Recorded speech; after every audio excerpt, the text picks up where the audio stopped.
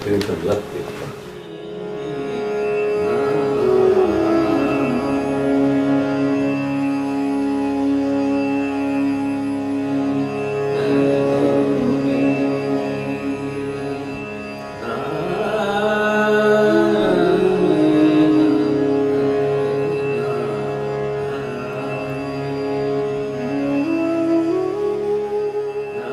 See, this body of ours, God created this world.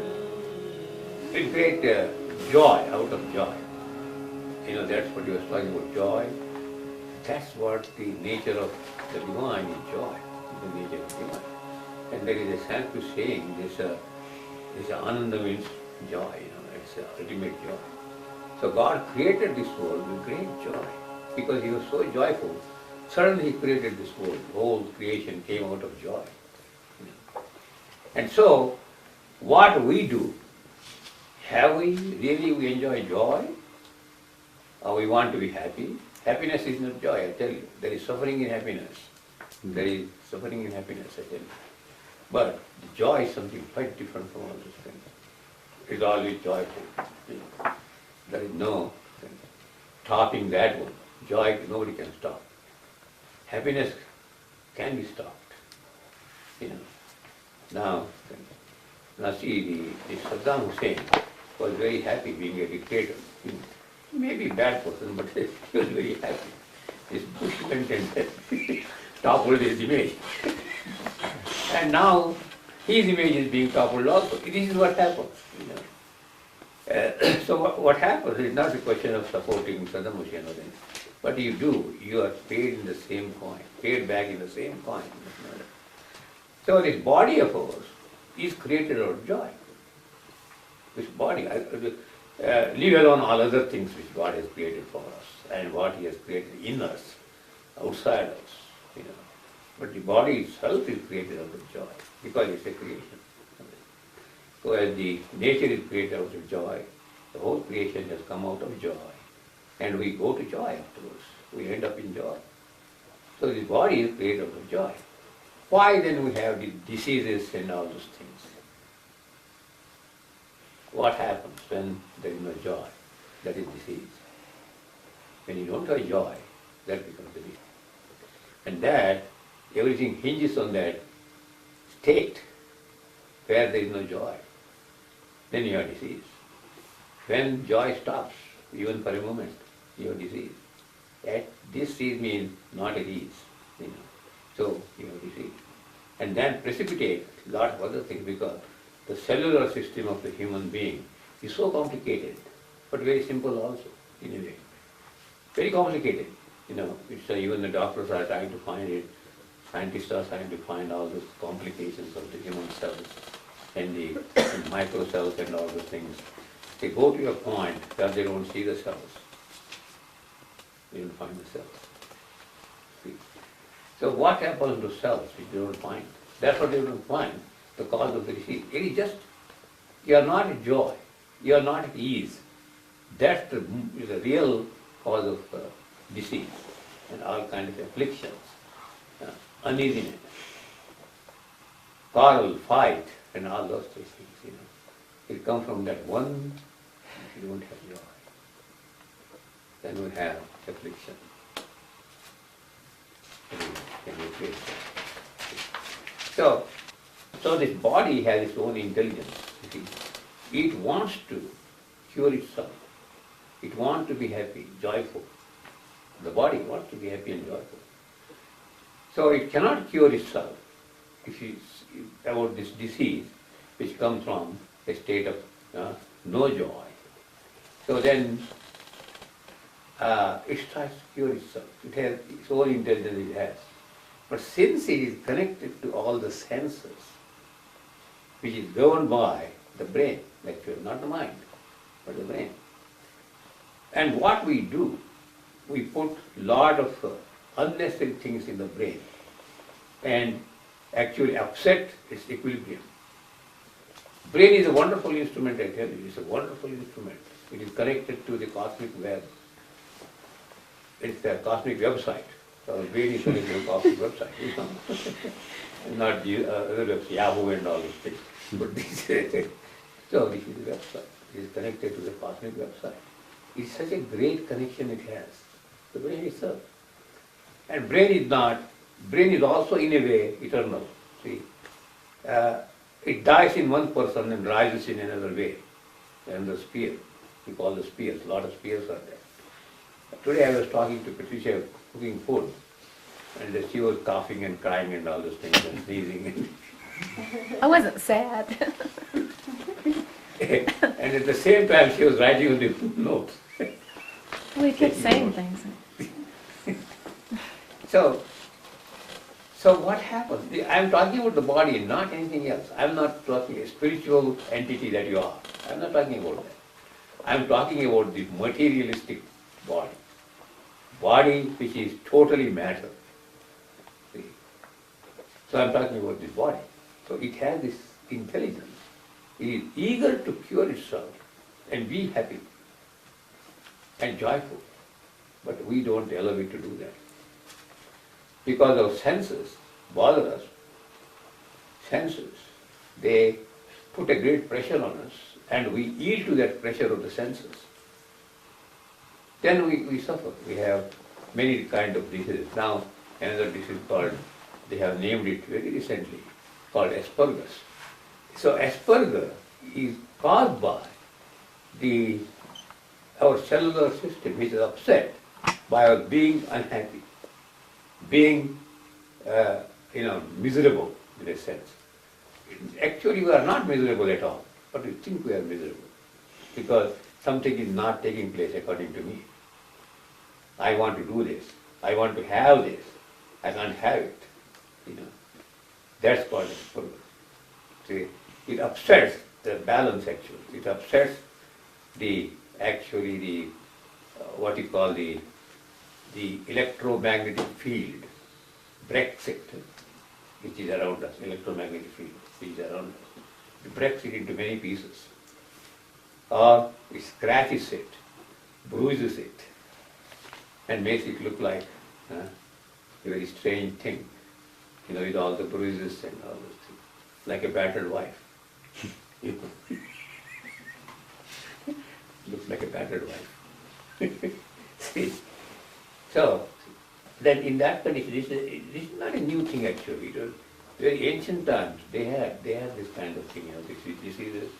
They have named about 374 diseases. Out of that, one of it is Asperger. We put our brain into a helter-skelter state, and then we call it scattered brain. Right? Yeah. We are reason and cause for it. Why that happens, Now you take, for example, the process of education. Education, what we receive in schools and colleges and, all those places. But it has corrupt, it becomes so corrupt. Even the education has become so corrupt, We generally support students and all those things who are on drugs.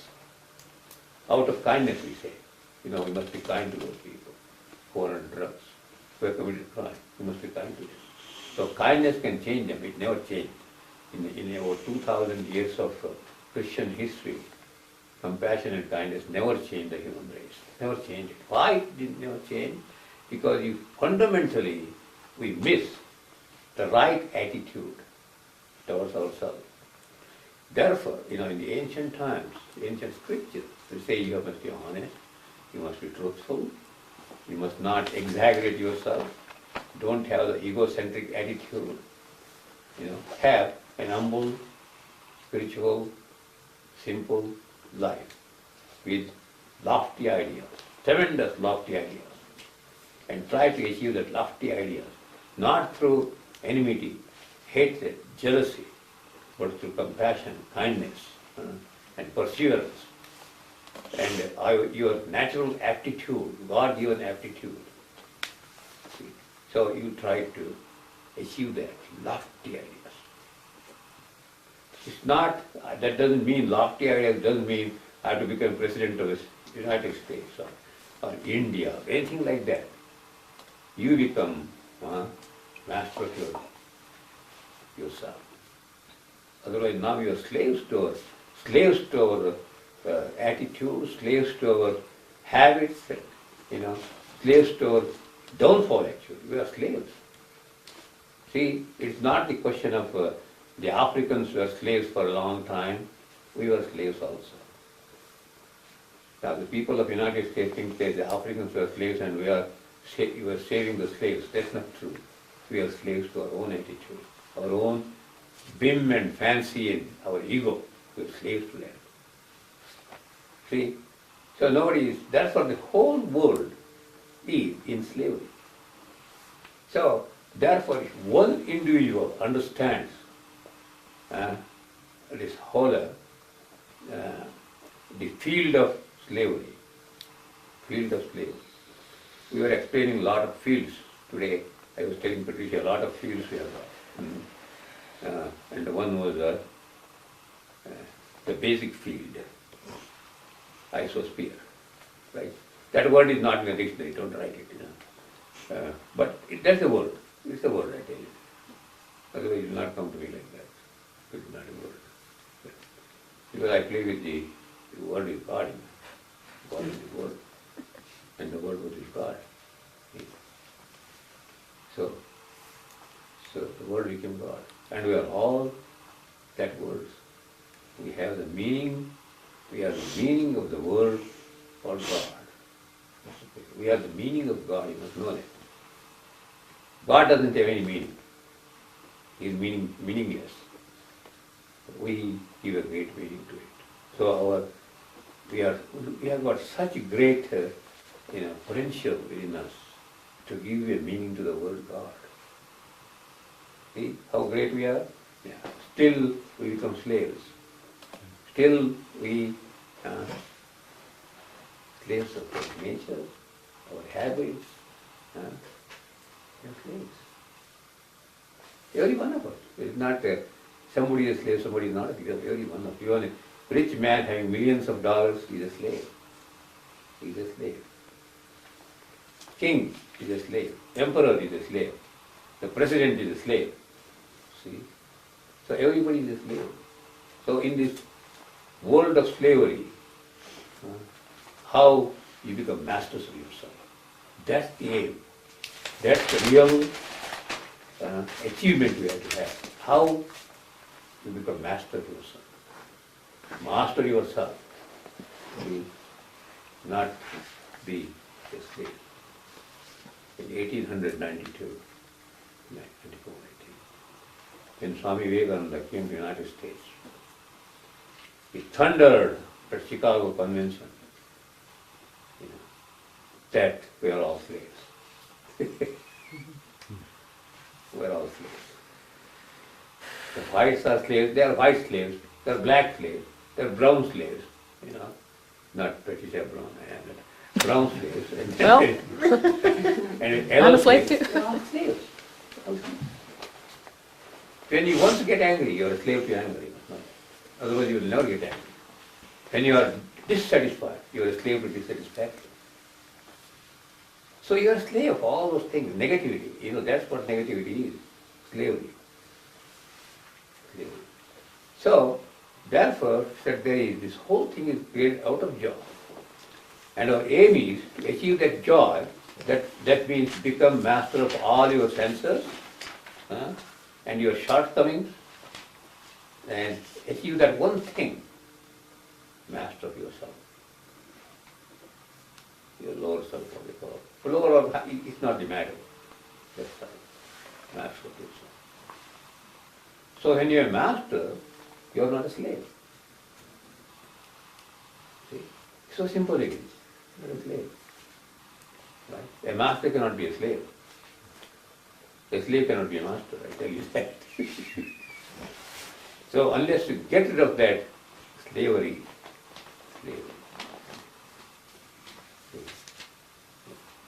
And that's what brings the problems. The whole world, all the problems that are created by human beings are because they are slaves. Their whims and fancies, their deficiencies, their derogative attitude, ultimately their ego. Slaves of the ego.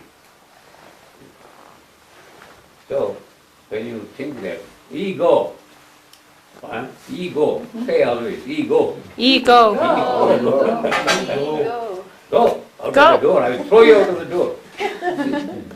Yeah. So, but we don't have the courage to say that. If you are lost in the world, it's not true. We think then I have no position in the world. I cannot be an Enron executive. But they are in jail now. You must know that. What happened to them? And there's the philanthropists in the world, philanthropists. They think they are doing great work. Not at all, I tell you that. They give out of grudge. Okay, so they have a lot of money give out of grudge. Now, this 5 companies own billions of dollars. $100 billion. They have 3 months profit. $100 billion. Okay. Now what they will do with that money? They are slaves to their money, you must know that. They live in slavery. Till they die, they live in slavery. And then they repent afterwards. So on the deathbed they repent. That's what slavery does. You repent. Oh, I'm a slave. I'm a slave. I had a lot of opportunities to become master. To win laurels. To win over my all fancies and hypocrisy and all those things. I didn't do that. Because I was enamored of money. And I got this money by hook or by crook. I want to be happy. You never happy. You're so worried all the time. So this is what happens. So there is giving. You know, in even Christianity, charity, they say charity is a good thing to do. But you do charity to only special kind of people. See, your charity doesn't go to everybody else. It doesn't.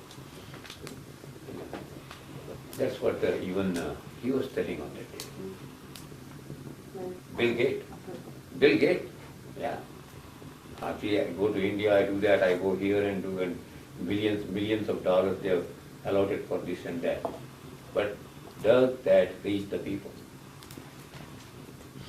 Even United Nations, you know, that all the things they are doing, and even the Red Cross, they are doing good work, I can tell you. But money attracts. That makes you demoralized. That makes you immoral, you must know that. Yeah. So now, what happens? How can we attain that joy, that mastery over everything? Joy is mastery over everything. Happiness is mastery. Happiness is also slave also. But joy is a master of everything. So to achieve this joy, we try to have this wisdom within. I'm telling you my intention was. It was not an intention, it was just a flow of some kind of energy. That's the energy field, what they call it. So energy flows, all the time it flows. In the vacuum, in the void, in everything it flows, energy flows everywhere. Nothing can stop the energy flow, except your unhappiness. It stops. So, the main aim of life is to attain to the joy. That's the state of the divine. And then we have got scientists and doctors and philosophers and philanthropists and ophthalmologists and they did a surgery on my heart. So, he missed in his profession actually. See, so many people commit mistakes in the profession. So, what is the use of taking a report and what he will give me? Suppose I get $1 million. That will not make me rich. I'll be a slave to those $1 million. So these are all professionals, we call it. Now we had this symposium, as Patricia said about symposium. They are professionals. You know, we had all the professionals coming there, like Laridas. And everybody was telling when Laridas comes, you will have a lot of people coming. I doubted about it, I tell you that. I told And then Natasha from asked me, oh, Haridas is telling a lot of people, no, you just don't be in that misinformed person, no. It's not going to happen like that. There is something else that draws, not the name, fame, no. And when Bernice Siegel, she was telling us, Bernice Siegel, once or twice, a lot of people went to him. He considered him as man. But after she's gone, all those things are gone. So now nobody goes to her. Nobody pays $10,000 per night. Then joy is one of the panacea for any disease, I tell you. It's a great medicine for any disease. Yeah, must be joyful. But what happens sometimes, we are joyful 1 minute, next minute we are sorrowful. That should not be the case. So, joy, be joyful. You can conquer anything, I tell you. You can conquer your senses out of joy, not out of, harassing them or suppressing them and repressing them. You don't. They will rise up. But out of joy, they will dissipate. They will dissipate. Joy is a great medicine, I tell you. No medicine like joy. Therefore, God is joy. He is the only medicine. In the spiritual life, if you hold on to that joy, the great joy of the Creator, you'll be always free of suffering, free of all those things. When some religious people say, through suffering only you can see God, that's not true. Because they are suffering, they have no other ways to say. They never know what joy is. So, they are the only thing, through suffering you see God, because they don't know what God is. Right? God is the real glamour of your life. The real glamour of your life. He will come in many forms. So that is scientific truth, because the energy takes many forms. Still it remains as energy. So God takes many forms, still it remains as God.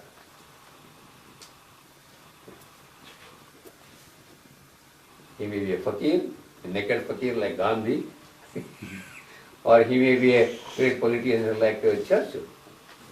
But Churchill, what happened to him? He also wandered as a naked fakir at the end of his life. Everybody left him. Such a powerful man who saved England from defeat.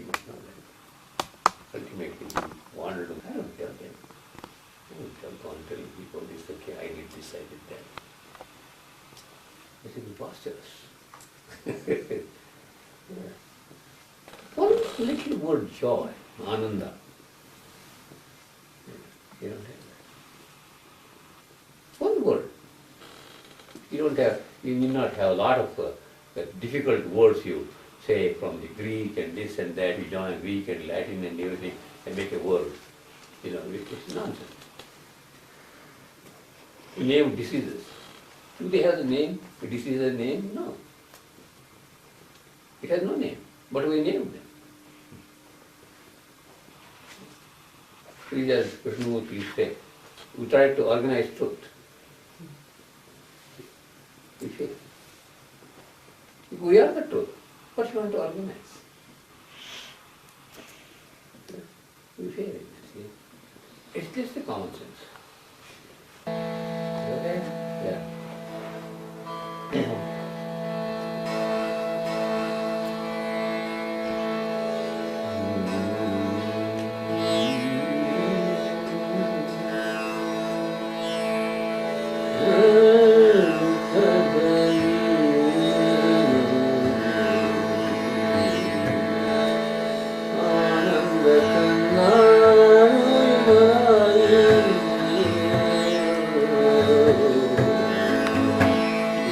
Child of joy, Ananda Kanda.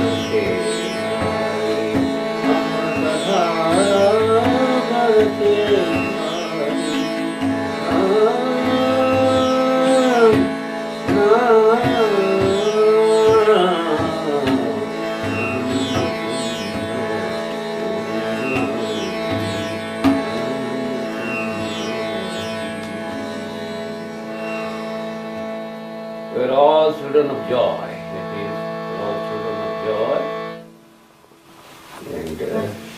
And when you are joyful, the whole heaven pours all the rose petals on your head. That's your birth.